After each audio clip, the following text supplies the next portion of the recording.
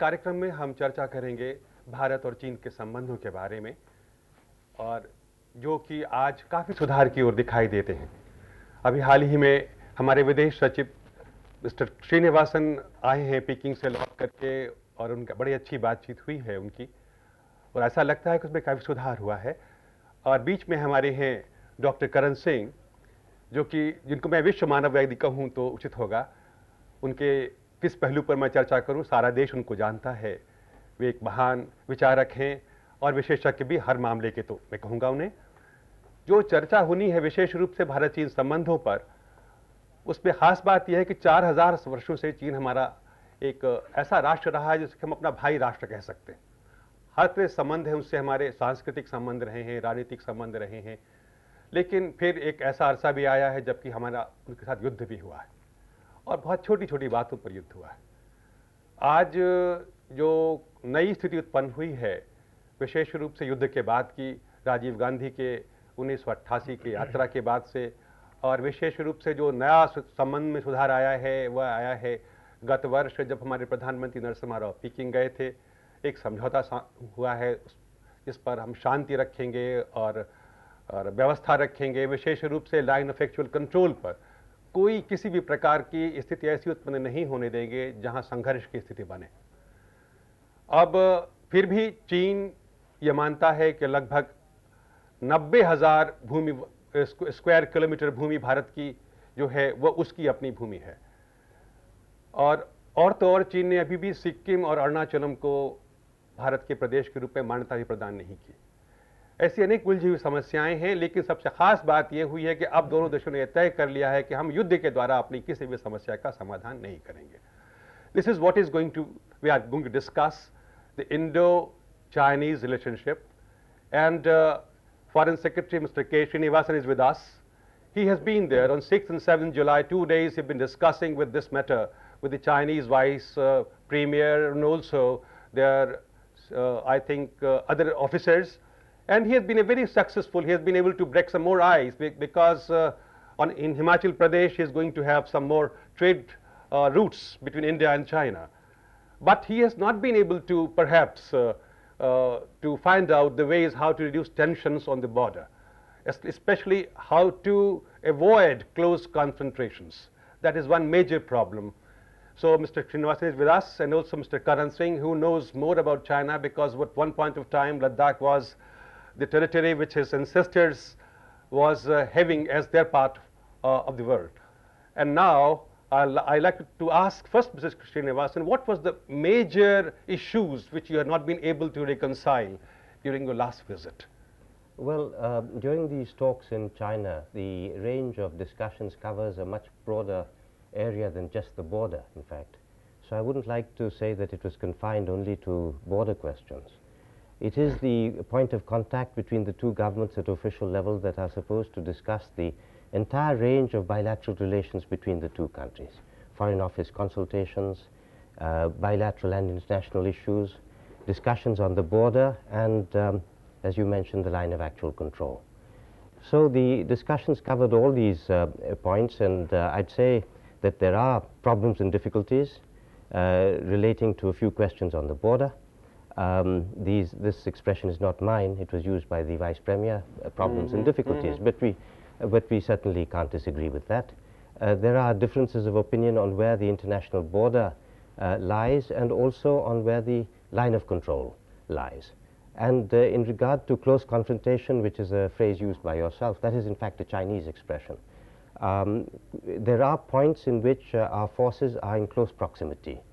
And naturally we would like to see that this close proximity does not lead to any flare-up, accidental or otherwise. And the first priority has been to see that peace and tranquility are firmly cemented in those areas. Call them close confrontation, call them whatever you wish. These are complicated issues because they are territorial issues, and territorial issues have a great legacy of emotion, have a great legacy of history, of data administration, and I think that we've been successful since the Prime Minister's visit last year and the signing of the Peace and Tranquility Agreement in the fact that what we have at the moment is a line of control which is in effect peaceful and tranquil. That's a good achievement, Mr. Srinivasan. I would like to ask Mr. Karan Singh with you that kindly tell us something. You have been studying this problem since long, especially relating to Ladakh. Well, let me say this, that it is important to remember the historic links between India and China, which go really back to the dawn of history. Most people feel it is a one-way traffic because Buddhism went from India and literally thousands of monks trekked all the dangerous way to get to China and had a tremendous influence upon Chinese civilization and art and culture. But it was not a one-way traffic. We received a lot from China. For example, silk came to us from China. Granulated sugar, चीनी जिसे कहते हैं, वो शब्द ही चीनी जो है, उसका ये अर्थ है जो चीन से आए. So white granulated sugar came to us from China. Writing, calligraphy, publishing. The Chinese were the people who developed the first printing and books. Now, there has been this very strong interaction.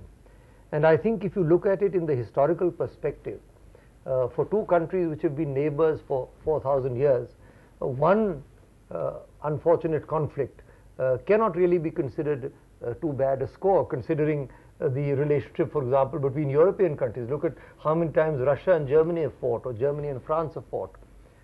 We have not had a long series of struggles.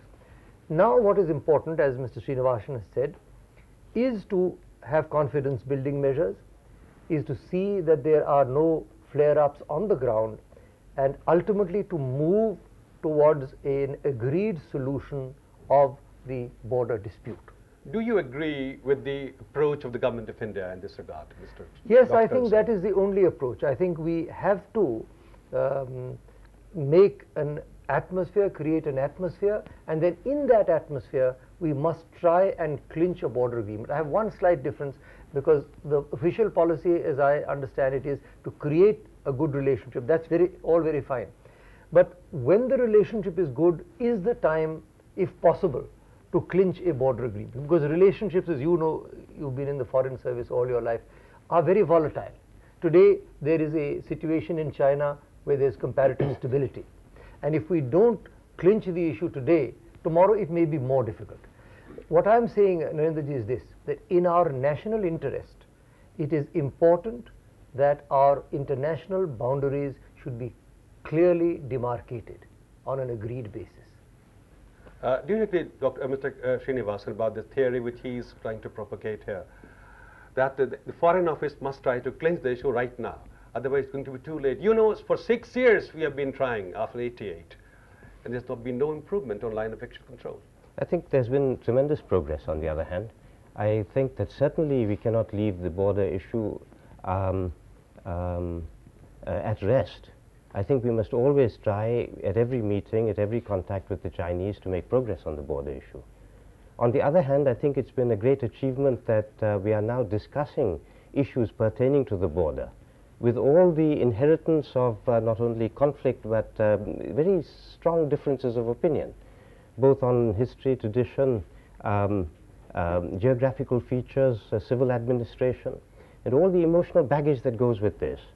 That we are discussing matters with great civility, with a very constructive approach on both sides, and we are able to discuss matters where our forces are very close, in very close proximity to each other, with considerable amount of mutual understanding. What is the restraint? I'm interrupting you. What is the restraint? What are the main focus points which you feel still remains so much volatile? We have to separate the issues of the border itself and the line of control.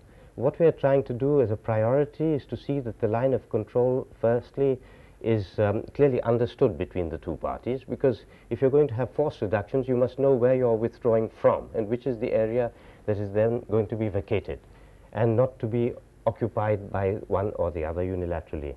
The second is that I think we're trying to see that that in effect the agreement on peace and tranquility is translated from paper onto the ground. I think this is the objective. I certainly don't disagree with Dr. Karan Singh's views. I think that the question only whether the time is right to take a big leap forward on the border or not. I think priority demands that we try and settle the points where conflict or accidental disturbance is likely to be created first before we go on to more major issues, and I think that creates a good atmosphere of mutual confidence. Can I say Yes, something here, please. Narendraji? I think that this is a very constructive approach. The fact that we are observing the 40th year of the signing of the Panchsheel Agreement between Pandit Jawaharlal Nehru and Premier Zhou Enlai, that itself, psychologically or symbolically, if you like, is giving an opportunity for the two countries to reiterate their friendly intentions. I must tell you of an incident in 1956 when Zhou Enlai had come for the second time with the Dalai Lama and the Panchen Lama. There was a dinner given by Pandit Jawaharlal Nehru, and after dinner he took me up. He said he wanted to introduce me to Zhou Enlai. So he took me by the hand. So I still remember that with one hand there was Panditji and the other hand there was Zhou Enlai. I was only 25 then. So I did find that that was a memorable moment when I was standing between two nations who today represent 2 billion human beings. Over 1/3 of the population of the world lives in these two countries. So if we are able to get our act together, if we are able to sort out our problems, we are both modernizing now. We are changing our economies. We are moving into a global and market economy. I think this is the time. I'm not saying we should do it today, but what I am saying is that it is in these 2 or 3 years, it seems to me, that if the matter is to be clinched, it will be clinched. But Dr. Karan Singh, I'd like to ask one thing, because you have introduced Panchsheel. It's a very emotional issue with India. You know, it's with Lord Buddha who propagated Panchsheel. Yes. And out of these Lord Buddha's 8 points, we have taken 5 points. One of the major points was coexistence and non-interference into each other's internal affairs, and also recognition and respect to territorial integrity. It was Zhou Enlai, that is the Indian view, who has shattered this Panchsheel. And why it happened? Can you tell us something? Well, because you have been a politician during that period. I've written up that episode in my autobiography. I think that it flows from what Mr. Srinivasan said, and that is that there is no agreement between the two countries on what is the international boundary. And therefore, what we consider to be a blatant aggression, they may look at it in a different way. And so that is exactly the reason why I'm saying that we have to, first of all, as he says, reduce the ambiguity regarding the line of actual control and move from there onto a demarcation of the international border. Very good. Sir, Mr. Srinivasan, can you tell us the new concept of Panchsheel, which has been introduced by our Prime Minister recently, how far that is valid in the present circumstances? He says he's redefined the Panchsheel. Has it come to you also, or it is just a political slogan in India? No, I think New that definition of Panchsheel. I think that by no means did the Prime Minister imply that the 5 principles of peaceful coexistence, which were enunciated by Premiers Zhou Enlai and Jawaharlal Nehru, are not valid.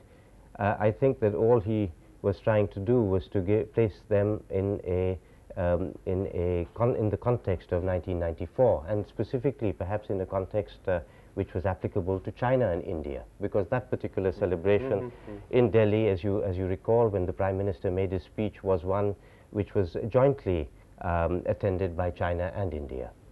I think that there's no gainsaying the fact that the Panchsheel has enduring validity, and the principles themselves cannot in any way be challenged. They are a very good basis for interstate relations.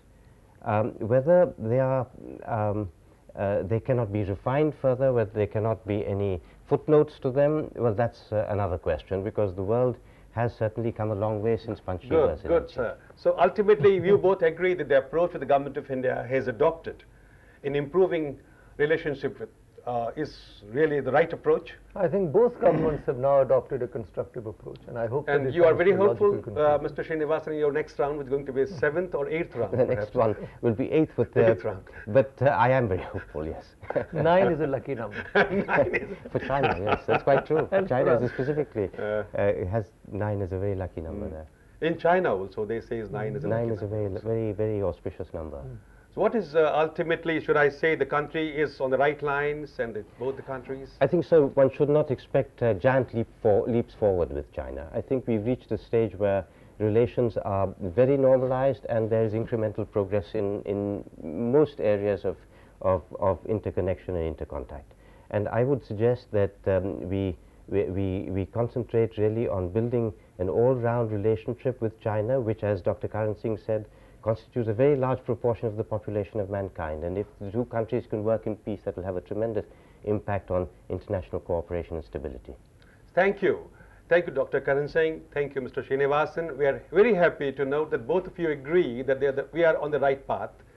Indo-Chinese relationship is going to be a boost to the new world order, which the Prime Minister is having in mind. Indo-Chinese good neighborliness is going to really boost the world peace.